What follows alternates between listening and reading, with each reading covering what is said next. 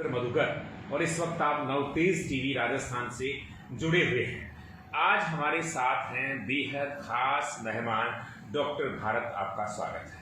धन्यवाद राजेंद्र जी, सभी दर्शकों को मेरा प्रणाम। डॉक्टर भारत पंजाब विश्वविद्यालय चंडीगढ़ में प्रोफेसर है और भारतीय शिक्षा पद्धति को बहुत करीब से जानते हैं, सूक्ष्म दृष्टि से उनका आप मूल्यांकन भी करेंगे। वर्तमान में हमने देखा है कि सरकार ने एक राष्ट्रीय शिक्षा नीति बनाई है। पहला सवाल तो मेरा ये है कि क्या आवश्यकता थी, जब शिक्षा नीति पहले से ही चल रही थी तो उसमें बदलाव की क्या आवश्यकता है? राजेंद्र जी, आपने बड़ा ही उपयुक्त प्रश्न पूछा। जो राष्ट्रीय शिक्षा नीति 2020 है, वह नीति इसलिए बनाई गई है कि हम भारत को स्वर्णिम भारत बनाएं। वह शिक्षा नीति इसलिए बनाई गई है कि भारत को उभरता भारत, चमकता भारत बनाएं। वह शिक्षा नीति इसलिए बनाई गई है कि हम भारत को जगत गुरु, विश्व गुरु बनाएं, क्योंकि हमने देखा जो विचार लॉर्ड मैकॉले का था, उस विचार के माध्यम से हम अपने छात्र छात्राओं को गुमराह कर रहे थे। हम उनको अपनी संस्कृति और संस्कार से दूर लेकर जा रहे थे। अंग्रेजी भाषा में अगर मेरे को दो शब्दों का चयन करना हो तो वह दो शब्द हैं वैल्यूज़ और वैल्यूएबल।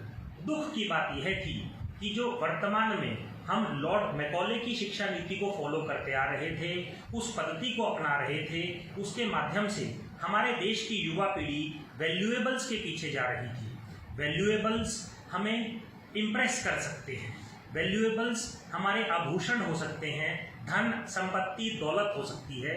उससे हमें किसी भी प्रकार से किसी व्यक्ति को इम्प्रेस करना हो तो वह बड़ा आसान होता है, परंतु शिक्षा का मूल मंत्र जो है वह वैल्यूज़ प्रदान करना है।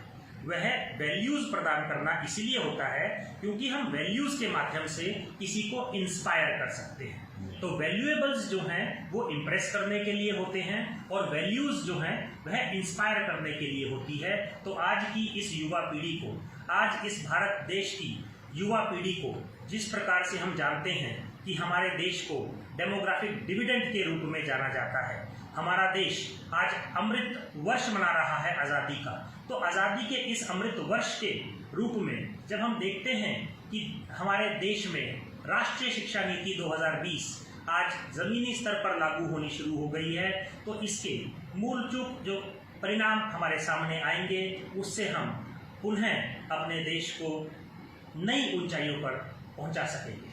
आपने मूल्य आधारित शिक्षा पद्धति की बात की। नई शिक्षा नीति में ऐसा क्या है जिसमें मूल्यों की स्थापना होगी? क्या इसमें जो पूर्व वैल्यूज जो थे, क्या उसमें कुछ बदलाव आएगा?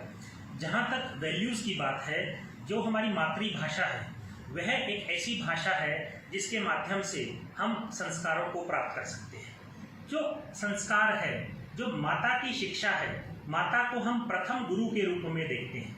तो जो घर में वातावरण है, जो घर में संस्कार है, जो घर की सभ्यता है, वह अगर हमें उसी भाषा में शिक्षा प्रदान की जाती है तो हम उन बातों को जल्दी से, आसानी से समझ सकते हैं, अपना सकते हैं। लेकिन कुछ चिंतक मानते हैं, कुछ लेखक मानते हैं, उनका ये कहना है कि कुछ विषय जो जैसा कि प्रबंधन है, जैसा कि इंजीनियरिंग है या फिर MBBS है, वो तो आंग्ल भाषा में है उनका पाठ्यक्रम, उनको आप हिंदी में कैसे सीखेंगे? ये भाषा हिंदी का विषय नहीं है, भाषा मातृभाषा का विषय है। वह तेलुगु भी हो सकती है, वह मराठी भी हो सकती है, उड़िया भी हो सकती है, मलयालम भी हो सकती है, कन्नड़ भी हो सकती है, और उसी श्रृंखला में हिंदी भी हो सकती है, पंजाबी भी हो सकती है, उर्दू भी हो सकती है।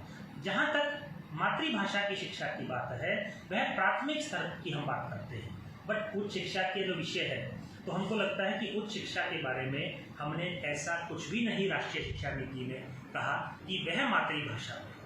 जहाँ तक शिक्षा की बात है, हमको लगता है अभी हाल ही के वर्षों में एक पिक्चर आई थी जिसको कि 3 इडियट्स के रूप में आपने, हमने, सबने बहुत आनंद के रूप में देखा। और उसका जो संदेश था कि बच्चा अपने जीवन में जो करना चाहता है, हमें उसको वह एक वातावरण प्रदान करना चाहिए। जिस क्षेत्र में वह अपना नाम बनाना चाहता है, जिस क्षेत्र में वह आगे बढ़ना चाहता है, उसकी रुचि के अनुसार हमें उसमें आगे बढ़ने का एक विचार उसको देना चाहिए। क्या क्या राष्ट्रीय शिक्षा नीति रोजगारोन्मुख है?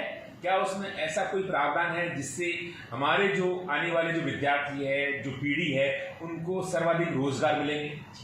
जहाँ तक राष्ट्रीय शिक्षा नीति की बात है, उसमें इंटर्नशिप्स की बात की गई है, कंपलसरी इंटर्नशिप की बात की गई है, वोकेशनल ट्रेनिंग की बात की गई है, और हमको लगता है भारत की सरकार का जो ध्येय है वह है make in India, startup India, stand up India, digital India के माध्यम से एक ऐसा देश बनाने की संरचना करना है जिसमें कि युवा रोजगार की लाइन में खड़ा होने की जगह रोजगार बांटने वाला बने, वो एंटरप्रेन्योरशिप की तरफ बढ़े, वह रोजगार बांटने वाला हो, रोजगार पाने वाला ना हो। बिल्कुल आपने ये सटीक बात कही कि रोजगारों की शिक्षा होनी चाहिए।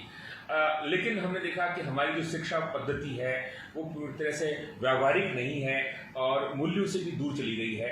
क्या ये एक व्यावहारिक शिक्षा पद्धति भी है? जहाँ तक इस शिक्षा पद्धति के बारे में बात चल रही है, पूरे देश ही नहीं पूरे विश्व में आज भारत का जो स्थान है वह इस बात के लिए सबको भयभीत कर रहा है कि भारत इस राष्ट्रीय शिक्षा नीति के माध्यम से आत्मनिर्भर भारत बनेगा, चमकता भारत बनेगा, उभरता भारत बनेगा, और इसमें कोई दो राय नहीं कि वह दिन अब दूर नहीं है जब हम अपने पांव पे खड़े होकर विश्व को चुनौती देंगे कि हम भारतीय हैं, हमें भारतीय होने पे गर्व है, हमारा गौरव भारत देश है। बहुत बहुत धन्यवाद डॉक्टर भारत ने ढेर सारी बातें बताई और राष्ट्रीय शिक्षा नीति जो पद्धति है, शिक्षा नीति है, उसके बारे में ढेर सारी बातें बताई। इसी के साथ मैं लेता हूँ विदा। बहुत बहुत धन्यवाद। बहुत बहुत धन्यवाद राजेंद्र जी, और सभी श्रोताओं को प्रणाम, प्रणिपात, धन्यवाद।